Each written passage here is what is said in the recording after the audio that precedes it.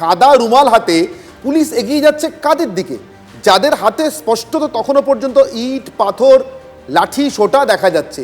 মানে পুলিশ কি দুষ্কৃতকারীদের দিকে, সমাজ বিরোধীদের দিকে শান্তির বার্তা নিয়ে এগিয়ে যাচ্ছে সাদা রুমাল? মানে এটা তো সাধারণ নাগরিকের জন্য ভয় ধারণা। অরূপবাবু, আমি এখানে কোনো বিরোধী দল নেতা আছেন কিনা, কোনো বিরোধী ষড়যন্ত্র আছে কিনা, সে কোনো কিছুর মধ্যে ঢুকতে রাজি নয়। একটাই কারণে, এই কাজটা কিন্তু পুলিশকে কেউ প্রভাবিত করে করাতে পারার কথা না। যদি করাতে পারে তাহলে সেটা কিন্তু শাসকেরই ব্যর্থতা একমাত্র। অরূপবাবু, না না, শাসকের ব্যর্থতা নয়। প্রথম কথা, পুলিশ ট্রিগার হ্যাপি হবে কেন?